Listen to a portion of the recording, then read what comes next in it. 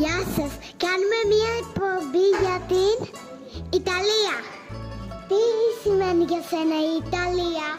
Η Ιταλία για μένα σημαίνει εξωτικές παραλίες, ψηλά βουνά, ωραίες πόλεις, πίτσα, ηφαίστεια και μια παντοτινή ομορφιά της φύσης.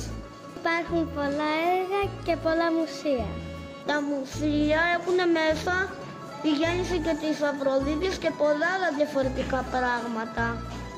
Για μένα η Ιταλία είναι συντριβάνια, καρναβάλια, πίτσες, τα πάντα. Είναι η Φωτάνα τη Τρέβη που πετάμε κέρματα. Η Ιταλία είναι το καρναβάλι της Βενετίας και εκεί οι ομάδες οι ποδοσφαιρικές είναι πάρα πολύ ωραίες. Μία από αυτές είναι η Juventus. Είναι το Μιλάνο με τα κάθετα δάση του. Το Μιλάνο έχει ένα καθιστικό ναό, είναι πολύ ωραία πόλη, έχει κάθετα δάση. Είναι η Βενετία με τις γόνδολες. Μ' αρέσει το ποδόσφαιρο επειδή μ' αρέσουν οι πίτσες.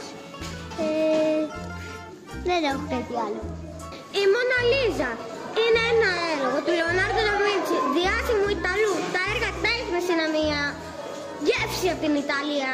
Τα φαγητά, τα μακαρόνια και οι όμορφες πλατείες.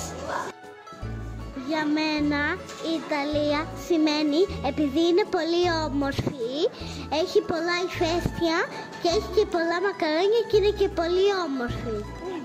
Είναι το Κολοσσέο, η πλατεία του Βατικανού, η αρχαία Ρώμη. Έχει πολλές πίτσες και πολλά μακαρόνια. Είναι τέλειο επειδή έχει και τέλεια μουσεία. Ήταν η πρώτη ραδιοφωνική εκπομπή από τα παιδιά του ομίλου Ταξίδια στον κόσμο. Ευχαριστούμε που μας ακούσατε.